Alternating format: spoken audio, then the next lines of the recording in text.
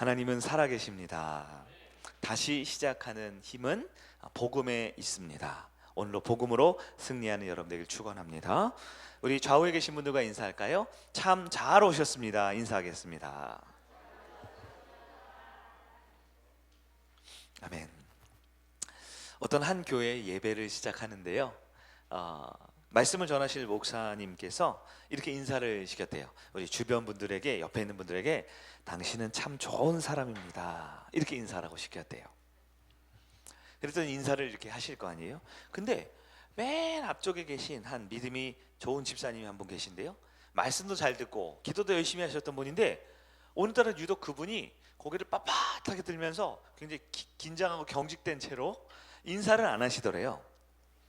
웬만하면 그래서 형식적으로라도 옆 사람을 이렇게 고개라도 끄덕이던가 눈이라도 한 번 정도 마주칠 텐데 그러질 않고 가만히 있더래요.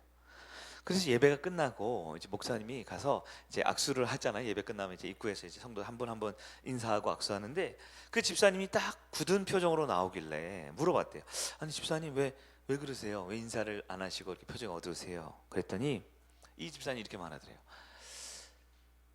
제 양심상 도저히 그럴 수가 없습니다. 양심상. 아니 뭐가 양심에 그렇게 거리끼는 일이었는데요, 그때 그분이 이렇게 얘기해요. 목사님이 옆에 있는 사람에게 참 좋은 사람입니다라고 말하라 그랬잖아요. 근데 저는 그 사람과 3년간 목장 예배를 드렸어요. 근데요, 그 사람 때문에 얼마나 힘이 들었는데요, 제 마음엔 도저히 그 말이 안 나옵니다 하면서 갔다라는 거예요. 여러분 어떠세요? 네. 네. 혹시 내 얘기를 목사님이 근데 우리가 한 가지, 이 이야기가 참 씁쓸하고 공감이 되면서도 안타까운 이야기잖아요. 꼭 기억해야 될 것은 우리가 사람을 보면 실망할 수밖에 없다라는 걸 우리는 또 한 번 더 배워야 합니다. 사람에게 기대하기 때문에 실망하는 거예요. 그러나 우리는 세상 사람들과 달라요. 우리는 하나님을 기대하는 사람들입니다. 사람을 보고 그 사람을 기대하면 아무리 잘나고 훌륭하고 대단한 사람이라도 꼭 실망한 일이 벌어져요. 그러나 하나님께 기대를 두면 하나님이 그 사람도 바꾸고 나도 바꾸고 우리를 바꾸어 정말 좋은 곳으로 만들어 주실 줄 믿습니다. 하나님이 함께 하시는 우리 성일교회가 되기를 바랍니다.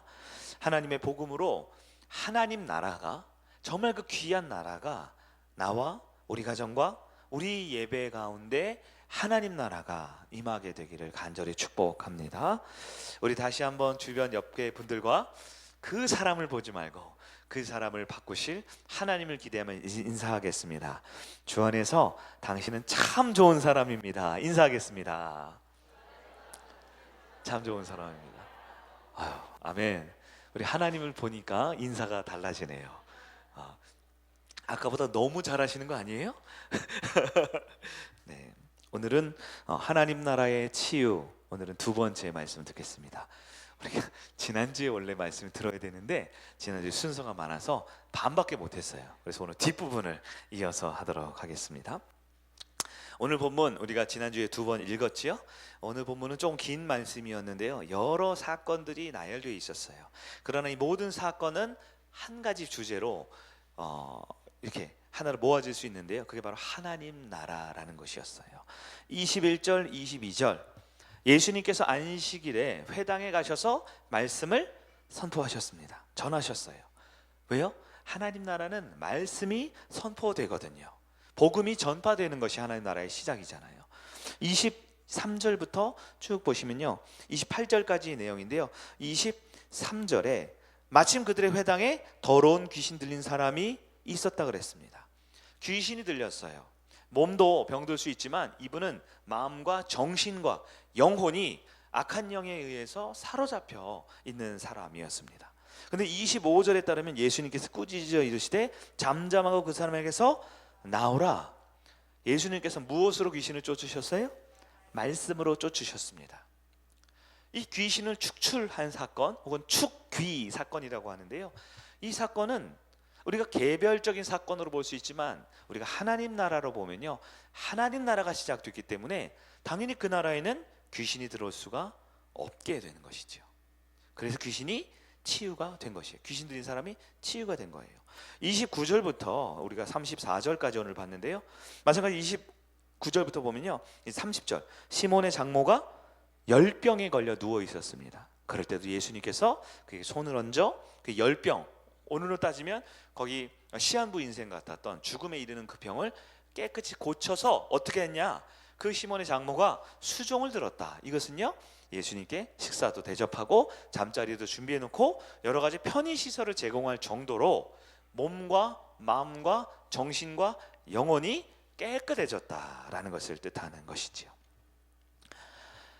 예수님이 복음을 전파하셨는데요, 하나님 나라가 시작되었는데요, 갑자기 병 들린 사람이 치유받고요, 귀신 들린 사람이 치유받고요, 이런 일이 벌어져요. 이것은 다른 두 가지 사건이 아니라 그랬어요. 오늘 본문에 따르면 하나님 나라가 시작되면, 복음이 전파되면 그곳에 하나님 나라의 다양한 현상들이 나타나는데, 이것은 기적이 아니라 당연한 결과로 하나님 나라에는 병자가 들어갈 수가 없기에, 하나님 나라에는 귀신 들린 사람이 들어갈 수가 없기에, 하나님 나라에는 연약하고 죄인이 들어갈 수가 없기에 하나님 나라가 시작되는 것에 치유가 시작되었다라는 것이 오늘 우리에게 주신 말씀이었다라는 거예요.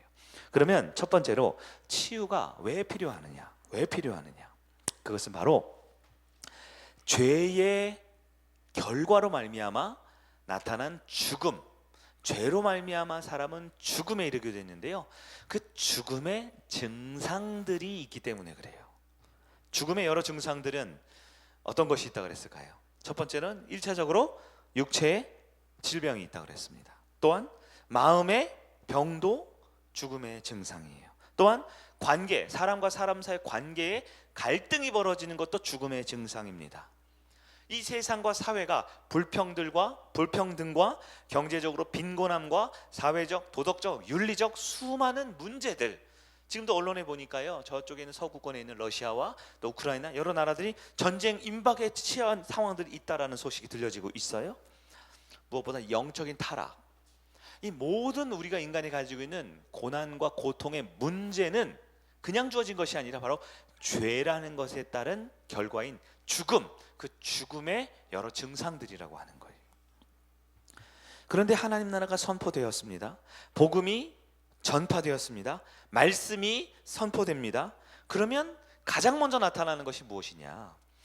사람들이 예수를 믿게 되고 깨닫게 되는 것, 우린 이것만 생각하지만 실제 하나님 나라가 시작되면 그 죽음이라는 하나님을 떠나서 죄의 대가인 죽음의 결과인 여러 증상들이 해결되기 시작하는 것이 자연스러운 결과다라는 거예요. 그래서 1단계 치유가 있고 2단계 치유가 있다는 얘기가 지난주에 드린 것 같아요. 1단계 치유는 좀 부정적인 의미에서 나쁜 것이 제거되는 단계, 즉 모든 육체적, 정신적, 영적인 고난이 없어지는 것, 이것이 첫 번째 1단계 치유예요. 근데요, 이것은요, 우리 수학적 수치로 말하면 마이너스 상태에서 이제 제로 상태가 되는 거예요. 0으로 되는 거죠. 마이너스 상태에서 이제 기준점까지 올라오는 거예요. 왜? 병이 고쳐졌으니까, 치유되었으니까요. 그러나 2단계 긍정적 의미의 치유까지도 나아가게 된다 그랬어요. 하나님 나라가 시작되면 단지 내 육체의 고난, 마음의 병, 영적인 그런 고난과 죄의 죽음에서 벗어나서 정상 상태가 되는 것뿐만 아니라 더 나아가 0에서 플러스 상태까지 올라가요. 그게 뭐예요? 하나님의 백성으로 온전케 되는 것이 치유의 아주 중요한 목적이 된다라는 것입니다. 우리가 하나님께 기도를 할 때요, 몸이 아프거나 관계에 문제가 있거나 어떤 경제적인, 어떤 사회적인 여러 문제가 있을 때 기도를 합니다. 하나님 고쳐주세요, 치유해주세요, 회복시켜주세요. 그러나 우리는 그런 기도를 더 확장할 필요가 있어요. 우리 하나님께서 단지 그 문제, 고난이 제거되는 것만을 원하는 게 아니라 제거시킴으로 하나님의 백성으로 온전케 하는 것까지가 우리 예수님이 하신 치유였다라는 거예요. 치유 사역의 의미를 볼까요? 우리 예수님이 치유 사역을 어떻게 하셨냐? 자, 하나님 나라에 들어가려면 치유를 반드시 받아야 됩니다. 그런데요, 예수님이 하신 것은요, 눈앞에 있는 병들을 많이 고치셨어요. 귀신 들린 사람을 쫓았죠. 시몬의 장모의 열병을 고쳤죠. 오늘 보면 34절을 보니까요, 마지막 34절 우리 한번 같이 읽어볼까요? 시작. 예수께서 각종 병이 든 많은 사람을 고치시며 많은 귀신을 내쫓으시되. 아멘. 거기까지예요. 그러니까 앞에 이렇게 길게 설명해 놓고 뒤에 한꺼번에 묶어가지고 다 설명했어요. 많은은 한두 명이라는 뜻이 아니죠. 그 전에 하시던 귀신 쫓는 거, 병 고치는 걸 대표적으로 한 가지씩만 기록해 놨을 뿐, 실제적으로 예수님은 많은 병과 귀신을 쫓았다라는 거예요. 왜요? 이 병 고치고 귀신을 쫓는 것은 마이너스에서 0이 되는 상태였지만, 그리고 끝이 아니었다라는 거예요. 0에서 플러스 상태까지. 즉 하나님 나라의 백성들이 복음을 받아들이고 하나님 나라의 백성, 즉 천국의 시민권자로 살게 해주셨다라는 거예요. 사복음서에 예수님이 치유 사건이 굉장히 많이 나옵니다. 그렇죠? 가는 곳마다 복음을 전파하시고 꼭 치유, 귀신 쫓고, 이런 치유의 역사들이 굉장히 많이 나타나는데요, 여러분 이제 그 관점으로 보셔야 돼요. 언제나 예수님의 치유는 병 고침만 하신 게 아니에요. 귀신만 쫓은 게 아니에요. 언제나 그 영혼을 하나님의 백성으로 온전케 하는 것까지 가셨다라는 거예요. 그러나 저나 여러분이나 우리는 어때요? 우리는 우리의 시각과 관점이 내 눈앞에 놓여져 있는, 눈앞에 보이는 것만 보기 때문에 자꾸 예수님의 치유 사건의 1차적인 의미, 즉 부정적인 부분이 회복되는 것에만 관심이 자꾸 가는 거예요. 자꾸 병자가 나았대, 귀신이 쫓아졌대 라는 치유 사건, 즉 몸의 치유만 우리가 집중하게 되는데요, 이제 우리가 하나님 나라의 백성으로 우리 영적인 관점을 크게 봐야 됩니다. 예수님의 치유 사역의 의미는 단지 몸의 1차적인 부분을, 고난을 제거하는 것만 있었던 것이 아니라, 더 나아가 하나님의 사람으로 온전케 만드시는 것이 진정한 치유다라는 거예요. 여러분에게도 치유가 필요할까요? 저와 여러분에게 1차적인 치유뿐만 아니라 2차적인 치유로 더 긍정적이고 더 풍성한 치유의 역사가 지속적으로 나타나는 올 한 해 되기를 간절히 소망합니다. 그럼 예수님은 어떻게 치유를 하셨어요? 방식이 뭡니까? 예수님의 치유 방식은 언제나 말씀이었습니다. 마가복음은 굉장히 다이제스트하다 그랬죠? 이 본문을 좀 더 풍성하게 풀어낸 마태복음 말씀을 볼게요. 우리 화면을 볼까요? 마태복음 8장 16절 말씀입니다. 한번 읽어보겠습니다. 시작. 사람들이 귀신 들린 자를 많이 데려오고 예수께 오거늘 예수께서 말씀으로 귀신을 쫓아내시고 병든 자들을 다 고치시니. 아멘. 이 원어를 보면요, 말씀으로가 귀신 쫓아내고 병든 자들 고쳤다를 다 포함하고 있는 개념이에요. 우리 주님께서 언제나 말씀으로 사역을 하셨습니다. 우리 몇 주 전이었어요, 예수님께서 이 땅에 오신, 복음이 시작된 목적이 두 가지가 있다 그랬어요. 첫 번째는 하나님 나라의 복음을 전파하시고, 두 번째는 계속해서 그 일을 하기 위해 예수님이 하셨던 복음 전파 일을 하는 사람들을 세우는 일을 하기 위해 오셨다라고 하셨어요. 그래서 복음을 전파하고 사람을 세우는 것의 가장 핵심이요 본질이 되는 사역이 뭐가 될까요? 바로 말씀 사역이 되는 거예요. 말씀이 우리에게 들려질 때 믿음이 된다 그랬죠? 믿음은 들음에서 나고 들음은 하나님의 말씀으로 말미암았다라고 성경은 말하고 있잖아요. 그렇기 때문에 말씀은 단지 윤리적 도덕적 교훈을 듣거나 어떤 지식이나 지혜를 깨닫거나 어떠한 정보나 어떤 살아가는 방식에 대한 개념을 배우는 시간만이 아니라, 하나님 나라가 확장되고 하나님의 복음이 의미 있는 생명력 있는 사역으로 이루어지기 위해서는 반드시 말씀이라는 것이 필요하다라는 것이에요. 여러분, 하나님 말씀이 선포되면요, 말씀은 전하는 사람의 능력이 아닙니다. 말씀은 전하는 공간의 능력이 아닙니다. 말씀을 듣는 청중의 수준이 아닙니다. 그 말씀의 본질 되시는 예수님이 치유의 하나님이시기에 예배 가운데 말씀이 선포되고 목장 모임 가운데 말씀이 나눠지고 매일 묵상을 통해서 말씀을 붙들고 살아가고, 우리가 언제나 하나님의 말씀을 붙들 때 우리의 육신이 치유받고 우리의 영혼이 강건해지며 하나님 나라의 백성으로 온전케 되는 그 회복의 치유의 역사가 오늘 우리에게도 상식처럼 일어나게 되기를 주의 이름으로 축원합니다. 아멘. 그럼 말씀으로 치유하실 때 어떤 결과들이 있을까요? 세 번째로 말씀 치유의 결과들은요, 여러 가지가 있는데요, 성경에 오늘 뒤에 나오는 치유 굉장히 많거든요. 이걸 총 정리하면 이런 것들이죠. 첫째, 죄 용서를 받아요. 또 믿음이 회복이 됩니다. 또 육체가 치유함을 받기도 하지요. 또 영혼이 강건해지는 치유의 역사가 있어요. 또 많은 경우 집으로 돌아갔다라는 표현들이 성경에 많아요. 우리의 가정으로 사랑하는 공동체로 회복됐다라는 거예요. 제사장에게 보였다라는 표현도 성경에 많이 나오죠. 치유 이후에. 이것은 그가 종교적으로 사회적으로 지위를 회복했다라는 것을 말합니다. 그리고 오늘 본문에 나오지만요, 항상 예수님께 치유한 다음에 아무에게도 말하지 마, 아무에게도 보이지 마, 이런 말씀을 많이 하셨어요. 이것은 뭘까요? 예수님의 치유하심의 결과가 단지 몸만 고쳐지는 것이 끝이 아니기 때문에 그래요. 근데 저나 여러분이나 우리 인간은 누가 낫대, 누가 고침받았대, 그러한 객관적인 정보만 중요할 뿐 그의 영혼의 변화와 하나님의 사람으로 온전케 된 것은 눈에 잘 보이지 않지요. 그래서 예수님께서는 치유를 안 하신 것이 아니라, 치유의 결과가 부끄러운 것이 아니라 치유 자체, 즉 몸의 회복에만 관심 갖는 육체적 사람들의 시선 때문에 이르지 말라 하셨다라는 거예요. 여러분, 예수님께 치유하면 어떤 결과가 일어납니까?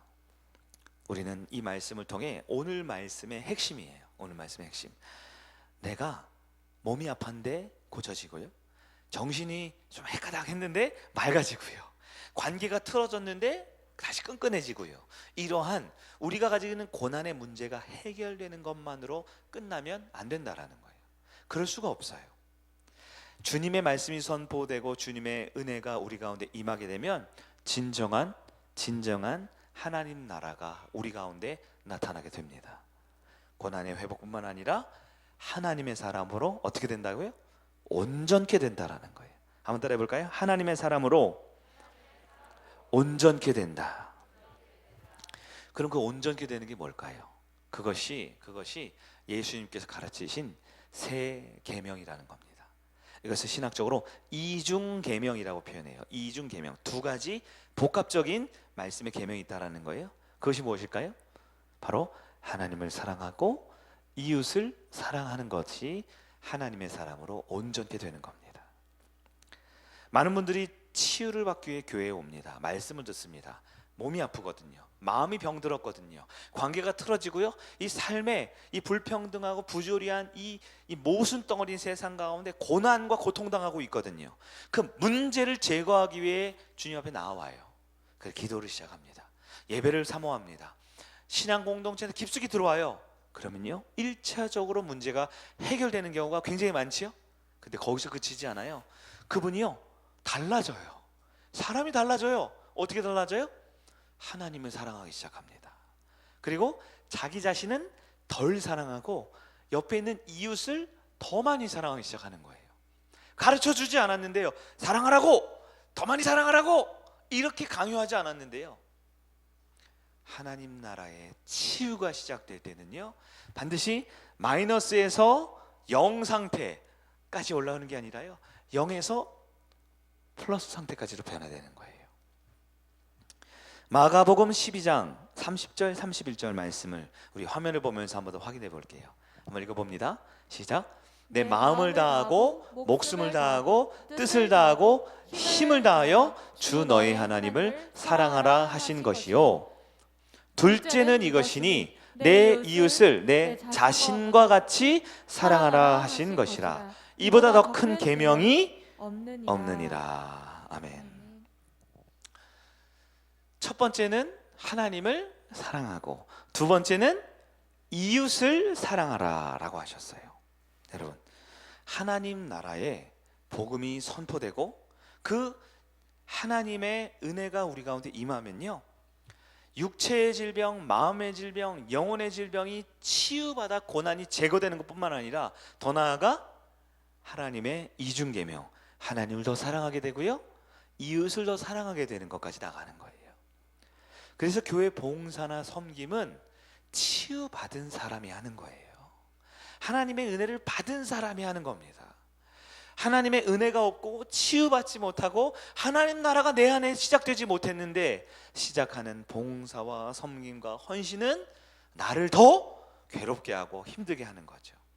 근데 우리 주변에도 보십시오. 저분은 참 육체적으로 피곤할 것 같은데, 저분은 너무 빡빡하게 사는 것 같은데 어떻게 저렇게 교회 많은 헌신과 어떻게 많게 저렇게 성도들을 섬기고 어떻게 저렇게 사랑을 넘치게 할까?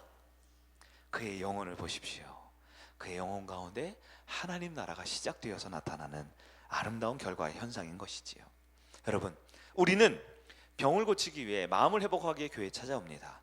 그러나 하나님의 치유가 진정한 치유가 임하면 우리의 고난이 제거되는 것뿐만 아니라 하나님의 사람으로 더 온전케 되는 더 크고 풍성한 열매가 맺어짐을 믿으시기를 간절히 축원합니다. 마지막으로 예수님의 치유가 필요한 우리의 모습을 점검하기를 원합니다. 그렇다면 여러분, 우리 성도님 중에 혹시 예수님의 치유가 필요한 분들 계신가요? 필요한 분들 혹시 계세요? 네, 제가 질문을 바꿔야 되겠네요. 혹시 나는 치유가 필요 없다 하는 분들 있을까요? 우리 모두는 주님의 치유가 필요합니다. 특별히 무슨 몸에 큰 질환이 있거나 특별히 사람의 문제가 심각한 사람만이 아니에요. 하나님 나라에 들어가려면 육체가 병이 있으면 안 돼요. 정신의 병이 있으면 안 돼요. 관계가 무너져 있으면 안 돼요. 무엇보다 하나님 사랑과 이웃 사랑의 삶을 살지 못하면 안 돼요. 이것은 우리가 하나님 나라에 못 들어간다라는 협박이 아닙니다. 이것은 하나님께서 저와 여러분을 치유하고 싶어 하시기 때문에 우리를 고쳐주고 우리를 위로하고 우리를 회복시키고 우리를 더 온전케 하기 위한 하나님의 치유의 사랑의 말씀의 선포임을 믿으시기를 바랍니다. 다시 한번 우리가 하나님 나라가 나와 내 가정과 내 삶의 현장 가운데 시작될 수 있기를 간절히 소망하는 여러분들에게 축원합니다. 자기 죄를 회개하는 것에서부터 시작합니다. 회개 없이는 하나님 나라가 내 안에 임하지 못합니다. 그리고 회개했다면 예수 그리스도를 믿어야 합니다. 예수님을 내 인생의 중심에 두고 그 예수님을 나의 유일한 구원자요, 내 인생의 주님으로 모실 수 있는 선택과 결단을 하셔야 합니다. 회개랑 믿음은 세례 요한도 선포했고요, 예수님도 사역 시작할 때 말씀하셨고요, 이후에 복음서 이후에 모든 신약을 대부분 다루고 있는 사도 바울은 말씀을 시작할 때마다 늘 똑같이 회개하고 예수를 믿어라 라고 선포했습니다. 이 회개와 믿음이 과거에 있었던 일회적인 사건이 아니라 내 삶의 매일매일 매 순간 주님을 향하여 내 삶의 주인을 예수님으로 모시고 내 삶의 우선순위를 하나님께 두고, 나는 비록 넘어질 때도 있고 나는 때로 이기적일 때도 있고 나는 때로 지혜롭지 못할 때도 있을지라도 다시 한번 하나님 앞에 예수님 앞에 나아가서 또 회개하고 또 믿음으로 주님을 바라볼 수 있는 여러분들에게 축원합니다. 우리 가족 중에, 우리 가까운 친구 중에 하나님의 치유가 필요한 분이 있습니까? 혹은 한 개인의 문제가 아니라 혹시 우리 가정에 하나님 나라가 임하고 하나님의 치유와 위로와 회복과 그 큰 은혜가 필요한 가정들이 있습니까? 나의 힘으로는 하고 싶지만 잘 안 되지요. 나는 돕는다고 말을 하고, 나는 바른 길이라고 제시를 하고, 나는 문제를 해결하고 싶어서 애끓는 마음으로 말을 했지만 나의 그 말 한마디 때문에 오히려 또 고난이 시작되고 전쟁이 시작되고 또한 지옥을 방불케 하는 삶의 현장이 우리 가운데 나타날 때가 있지요. 여러분, 왜 그럴까요? 우리는 스스로를 고쳐낼 능력이 없는 사람들이기 때문입니다. 그러나 여러분, 나는 고칠 수 없는 나를, 나는 회복시킬 수 없는 우리 가정을, 나는 다시 온전케 할 수 없는 우리 교회를 하나님은 하실 수 있습니다. 하나님은 나를 바꿀 수 있으십니다. 하나님 우리 가정을 회복시키실 수 있으십니다. 하나님 우리 교회를 진정한 하나님의 나라로 온전케 하실 수 있으십니다. 다시 그 주님을 바라보는 여러분들에게 축원합니다. 고난이 제거되고 하나님의 사람으로 백성으로 온전케 되는 진정한 치유, 바로 저와 여러분의 삶의 소망이 되기를 축원합니다.